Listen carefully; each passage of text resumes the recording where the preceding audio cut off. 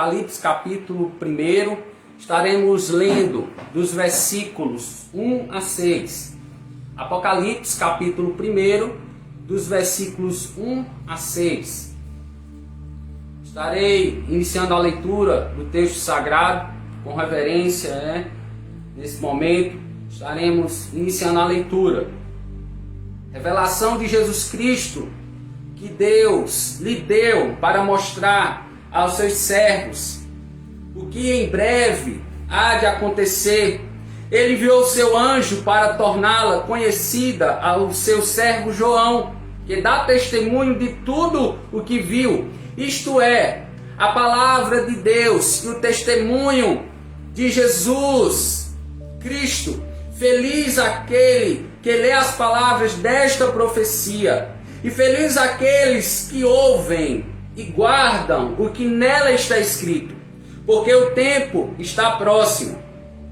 João, às 7 igrejas da Ásia, da província da Ásia, a vocês graça e paz da parte daquele que é, que era e que há de vir, dos 7 espíritos que estão diante do seu trono, e de Jesus Cristo, que é a testemunha fiel, o primogênito dentre os mortos e o soberano dos reis da terra. Ele nos ama e nos libertou dos nossos pecados por meio do seu sangue e nos constituiu reino e sacerdotes para servir a seu Deus e Pai. A Ele sejam glória e poder para todos sempre. Amém. Pai, no nome do teu Filho amado Jesus Cristo, que o Senhor aplique a tua palavra no nosso coração nesta noite, falando-nos por intermédio do teu Santo Espírito, que ele tenha livre acesso aos corações. Ele é pleno, inteiro, completo em liberdade. Ele atua em quem ele quer atuar. Ele é aquele que viria e veio. Ele é o nosso consolador, ele é o nosso conselheiro. Que o Senhor fale e ministre aos nossos corações nesse momento e nos conforme a imagem do teu Filho Jesus Cristo. Nós assim te oramos e te agradecemos em nome de Jesus. Amém. Meus amados irmãos em Cristo, segundo um estudioso do livro de Apocalipse, o livro de Apocalipse foi escrito por um ancião cuja vida estava quase que acabando. Ele estava no exílio, completamente desamparado e dependente, mas cheio de esperança em um Deus soberano. Ele sabia que havia um Deus assentado no alto e sublime trono nos céus, que cumpriria todas as suas promessas. João podia ficar na ilha de Patmos, cheio de esperança, pois sabia como Deus é. Ele sabia os atributos. Deus tinha comunicado na vida comum, na vida cotidiana, através do seu Filho Jesus Cristo. João, conhecido também como discípulo amado, ele conhecia os atributos comunicáveis e incomunicáveis de Deus por meio da pessoa bendita de Jesus. E Pedro, ele escreveu na sua segunda carta, segunda de Pedro, capítulo 3, versículo 13, diz o seguinte: nós, segundo a sua promessa, esperamos novos céus e nova terra, nos quais habita justiça. Pedro, ele vai declarar isso, e isto aponta para o cumprimento final, cabal, daquela primeira esperança da Bíblia, a esperança de que todo mundo será colocado em ordem, que o mundo ele passará por uma restauração completa, visto que o plano soberano de Deus, do Senhor Deus, de Yahvé, conhecido no Antigo Testamento, Javé, o Senhor Deus, ele se concretizou na exaltação do seu Filho, do seu único Filho, o Senhor Jesus Cristo, bem como na restauração de todas as coisas, no fato de amar de tal maneira pecadores de toda raça, nação e povo no seu Filho. Porque Deus amou o mundo de tal maneira que deu seu Filho unigênito, para que todo aquele que nele crê não pereça, mas tenha a vida eterna. Todos aqueles que creem de todas as nações, tribos, famílias da terra receberão e serão prova deste amor. O amor eterno, o amor leal do Deus pactual. E irmãos, nós estamos refletindo nas imagens de Cristo, escritas por João no livro de Apocalipse, visto que nós observamos que a primeira imagem revelada pelo anjo a João foi justamente a fiel testemunha, se referindo à sua obediência total ao Pai. Numa época em que os crentes em Jesus, percebam, nós estamos refletindo em um contexto de extrema perseguição, de extremo sofrimento, de incômodo nacional.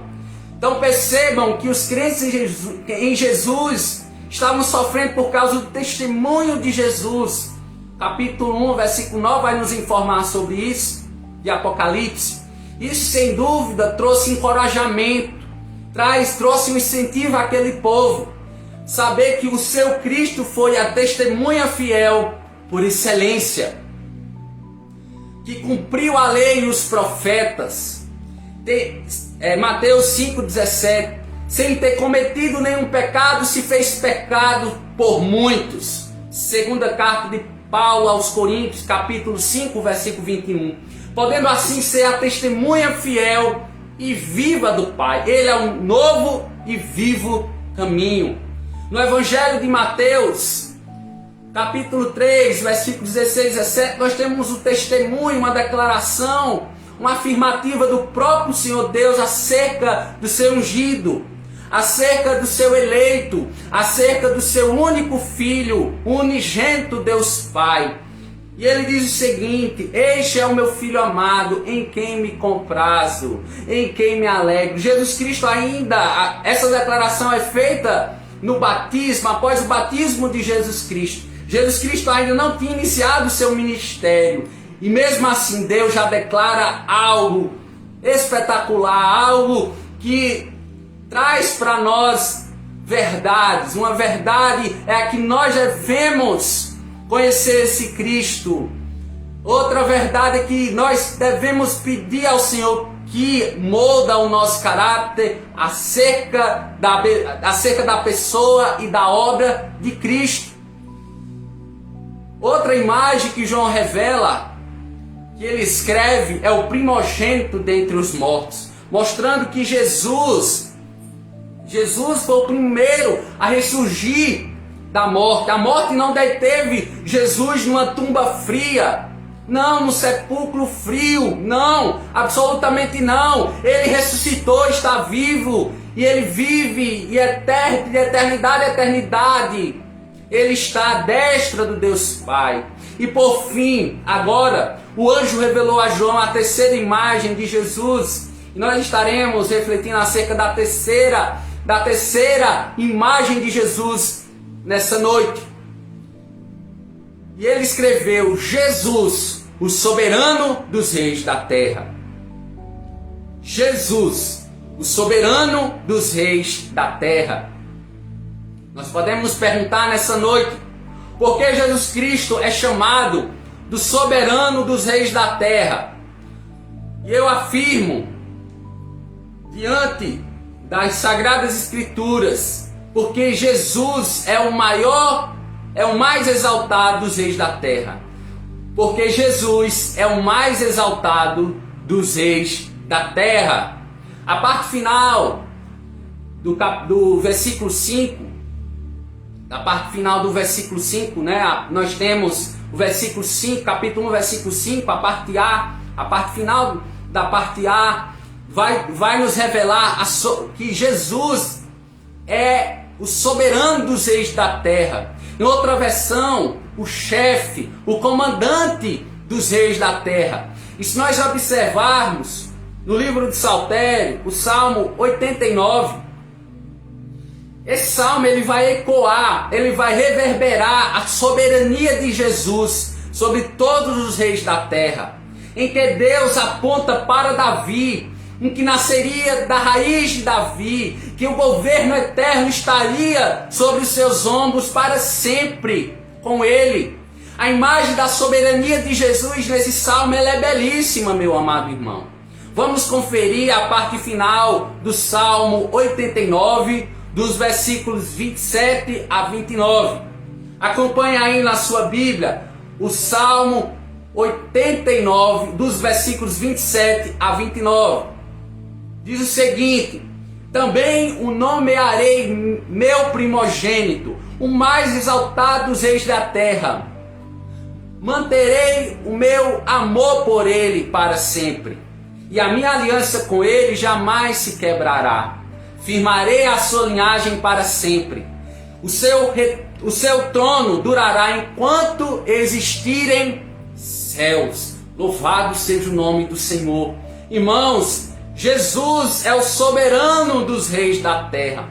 Muitos reis da época, governadores da época, autoridades da época, queriam esse título e honra para si. Irmão, hoje não é diferente. Há muitas autoridades no nosso tempo, presidentes, governadores, juízes e reis da terra, que querem esse título para si. Infelizmente, muitos cristãos têm deixado de adorar Cristo, infelizmente, e adorado homens mortais, imagens sem vida. Domiciano, o imperador, no tempo em que João escreveu esta revelação, exigia que o chamassem Senhor e Deus. Na Ásia, a adoração ao imperador era mais popular, especialmente em Éfeso, a deusa Diana. Então, as pessoas elas têm essa fragilidade.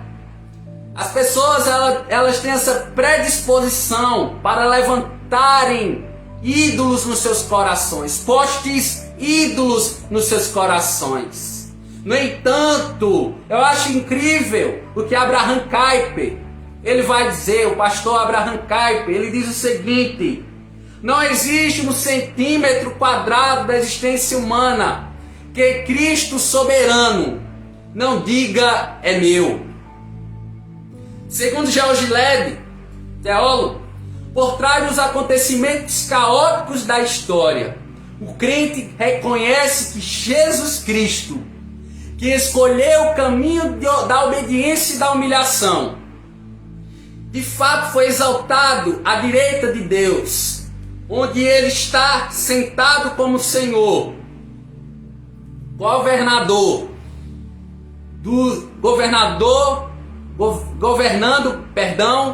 os governadores da terra. Esse é o posicionamento de Cristo. Ele recebeu o cetro de ferro das mãos do Senhor Deus, e ele rege esse universo com cetro de justiça e equidade. O versículo 5, a parte B, vai dizer que Jesus, ele é quem nos ama e nos libertou dos nossos pecados por meio do seu sangue.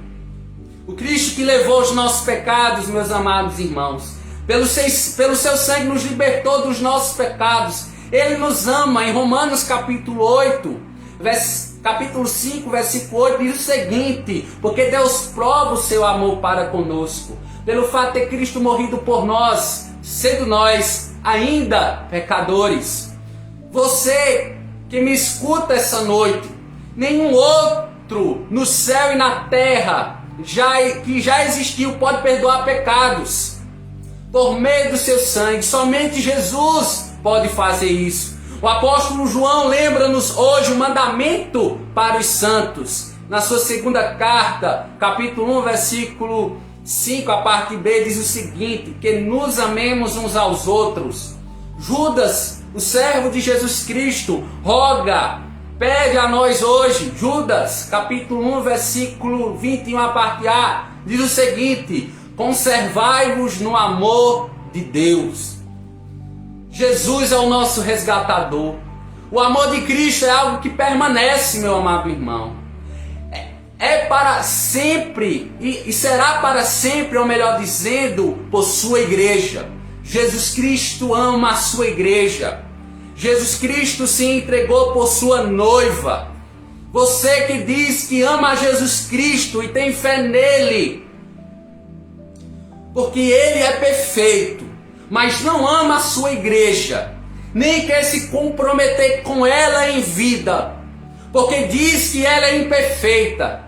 E de fato eu quero te dizer que a igreja é imperfeita, a igreja é militante, a igreja visível, ela é imperfeita, de fato.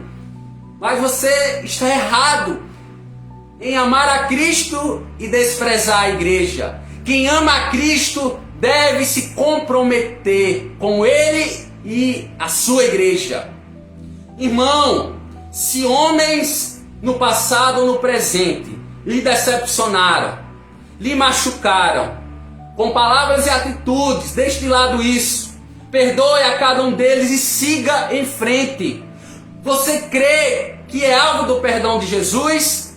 Se sim, haja da mesma forma, perdoando. Jesus não veio para os sãos, ou para aqueles que têm boa saúde, e sim para os enfermos e sem saúde alguma. O servo do Senhor, Agostinho de Hipona, no século IV, ele escreveu no século V, melhor dizendo, que a igreja era como um hospital, cheio de feridos e doentes que se recuperavam sob os cuidados de um bom médico e da ação dos remédios administrativos que eram administrados, melhor dizendo. Então a igreja, este grande hospital de pessoas feridas e machucadas, e este médico a qual Agostinho descreve, é um médico por excelência.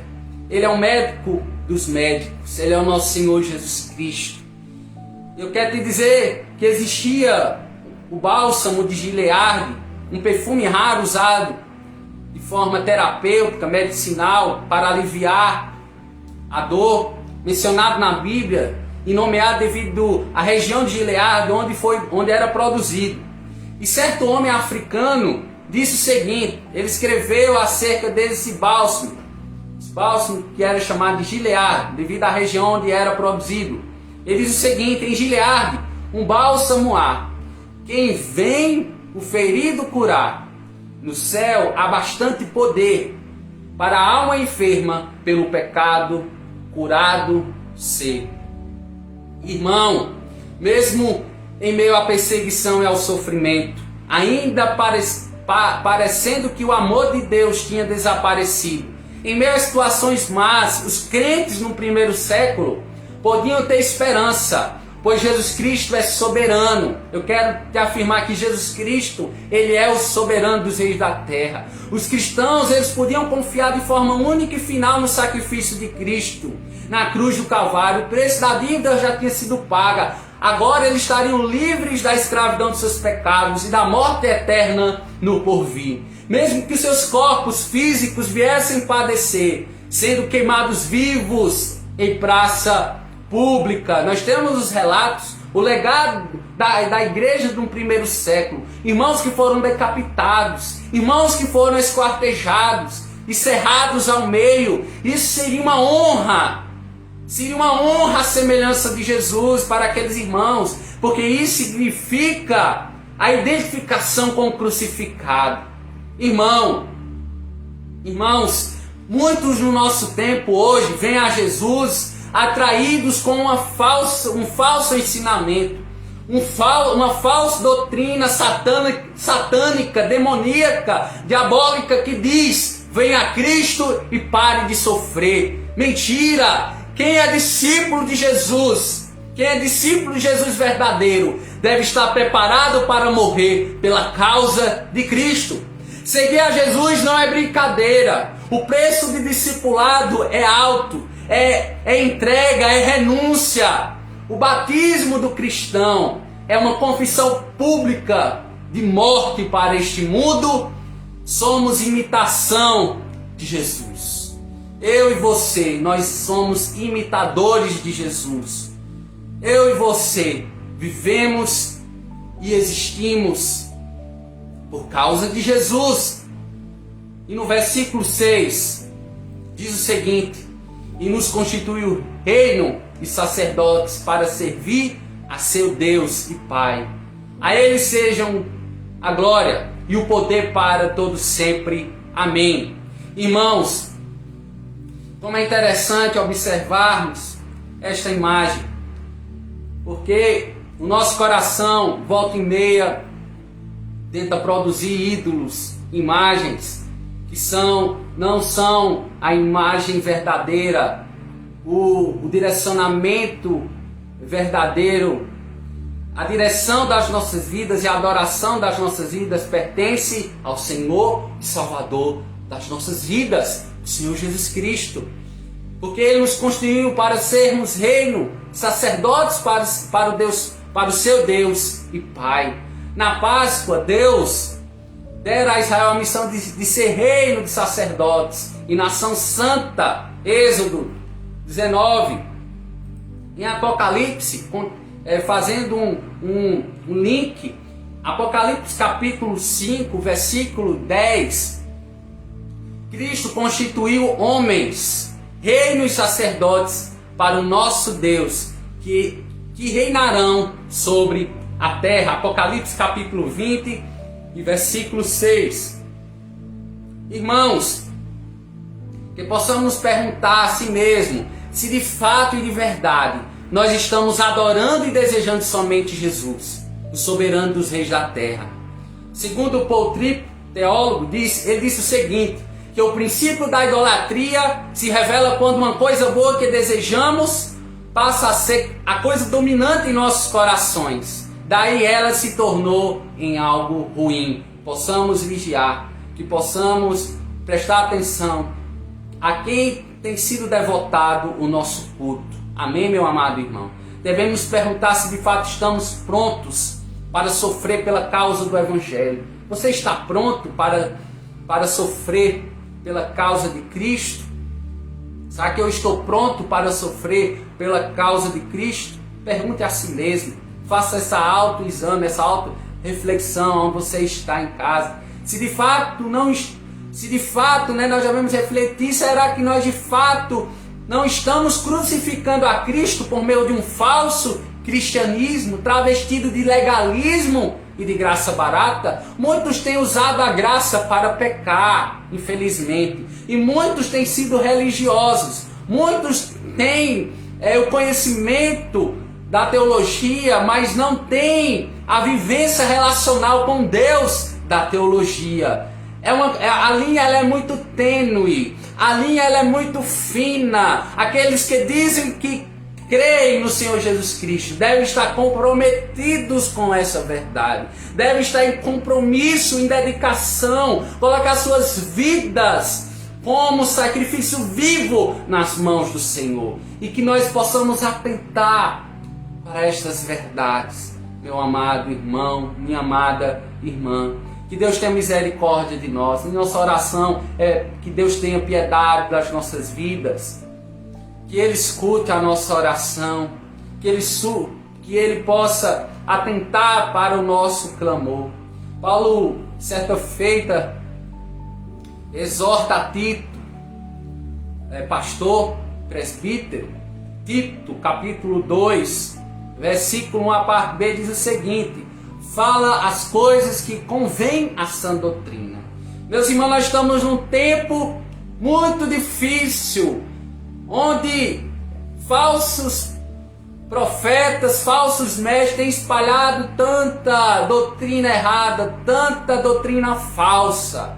Mas rejeite tudo isso. Paulo diz que nós devemos rejeitar outra revelação, a não ser a das Sagradas Escrituras. Que outras revelações sejam malditas, anátemas, que nós possamos pedir ao Senhor discernimento do que provém dele e do que provém deste mundo jaz o maligno.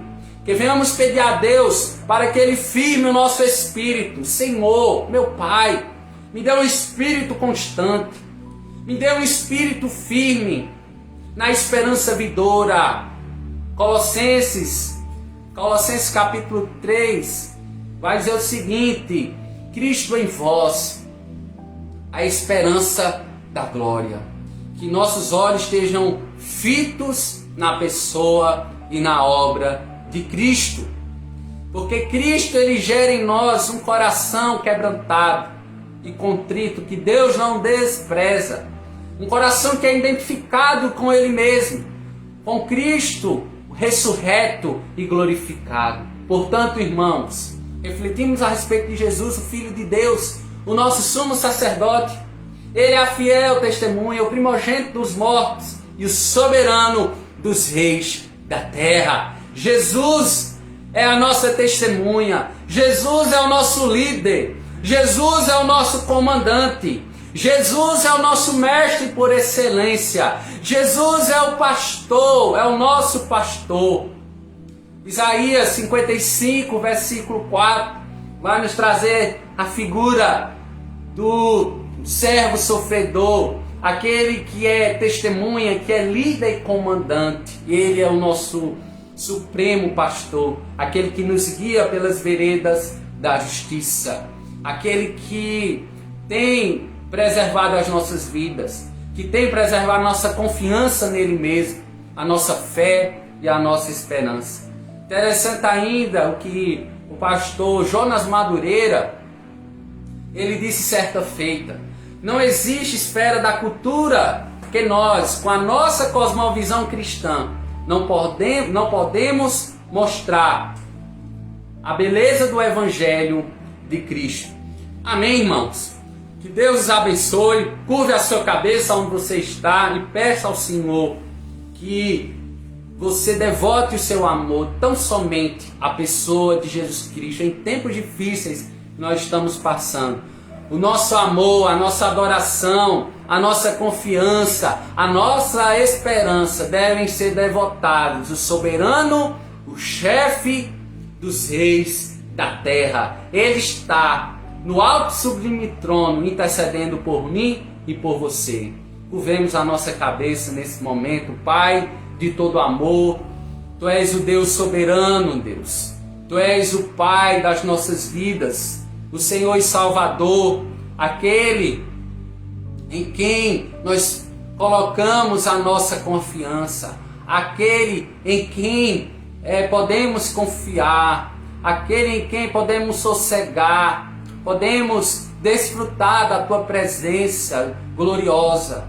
E que, ó Deus, o Senhor remova do nosso coração toda percepção equivocada da humanidade, que imprime no seu coração ídolos as mais variadas espécies. Pai, que o Senhor nos livre deste mal, que o Senhor destrone todo ídolo do nosso coração, e que no nosso coração esteja um altar erguido, levantado somente a Jesus, o nosso Senhor e Salvador, o soberano dos reis da terra. Nós assim te oramos e te agradecemos em nome de Jesus.